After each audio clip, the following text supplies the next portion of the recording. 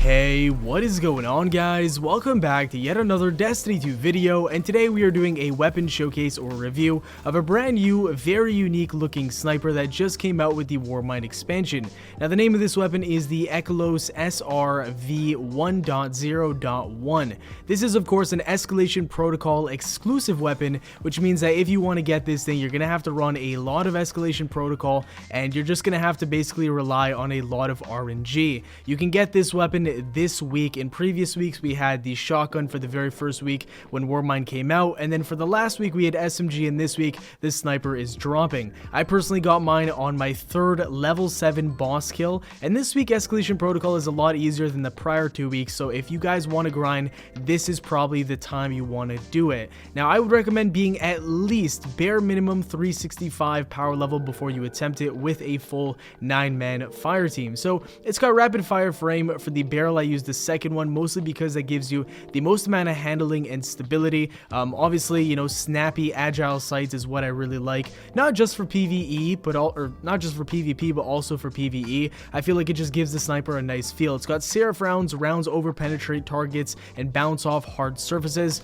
Not really a special perk, but it's on the weapon, so it is what it is. It's also got Bog's Breathing. Aiming this weapon without firing for a brief moment grants bonus range and precision damage while it remains zoomed. That's a fantastic perk, and it's also featured on an exotic sniper rifle by the name of the Darcy. That weapon is fantastic for boss DPS, so I imagine that this thing would be very similar. It's also got Triple Tap, which is a very PvE oriented perk. Obviously, if you land 3 precision shots in a row in a relatively short manner, then you'll actually get 1 bullet back in the magazine, so it does generate some ammo if you are landing your precision shots fairly quickly. Of course, you do have to be accurate for that, and here we are comparing it to the Darcy. Now the only difference in terms of the two is that the Darcy really just has a lot more stability. Everything else is fairly similar, and honestly, if you do put a handling buff, or sorry, a stability buff in terms of the masterwork on the weapon, then it's probably going to be very similar to the Darcy itself. The only difference is that it is not exotic, so you're actually free to run an exotic in your secondary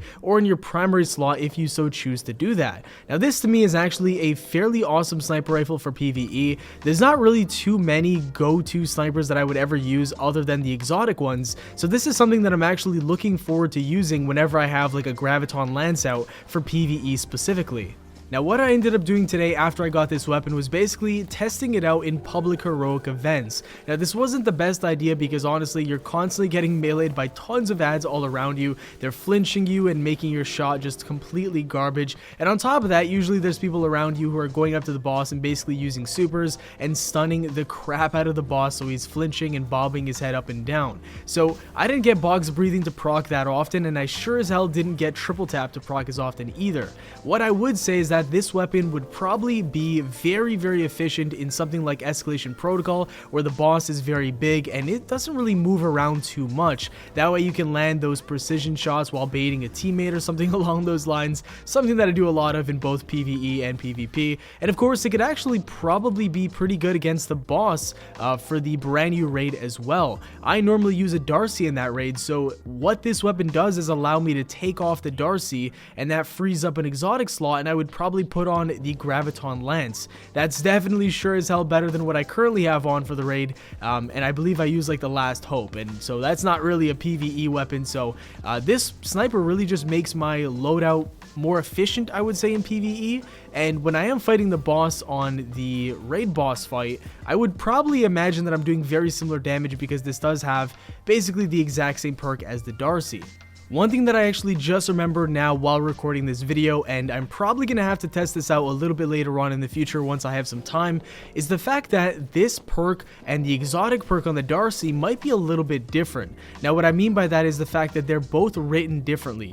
The Darcy's exotic perk says it does significantly more damage when you're aiming down your sights on a target before firing, while this one, the Box Breather, says it only does bonus damage. I'm not sure if that's just Bungie's way of, maybe they made some kind of mistake and they wrote it differently, or if that actually does make a difference. Because what I'm thinking is that maybe the Darcy has a higher multiplier rather than this perk, the Box Breather. Maybe it has a little bit lower of a multiplier. So it's going to be very interesting to see how big of a difference that that multiplier really is on those two perks. If the Darcy's is like, you know, double as much as this multiplier, then obviously the Darcy would be much more suited for, you know, taking out stationary targets and stuff like that. But I can't imagine being that big of a difference. So if this thing's anywhere even close to the Darcy after I test this thing a little bit more, then this is basically going to replace the Darcy, and I'm going to use an exotic in my secondary slot, most likely the Graviton Lance. Currently I use the Last Hope for the raid boss room encounter, and I know you guys are probably all laughing at me, but listen,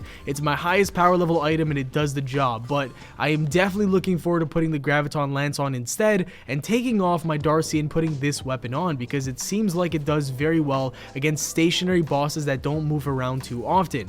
That way you can get both Box Breather and Triple Tap activated at the exact same time. And like I mentioned earlier, it's also probably worth using this weapon during Escalation Protocol, especially if you can put this thing to Void.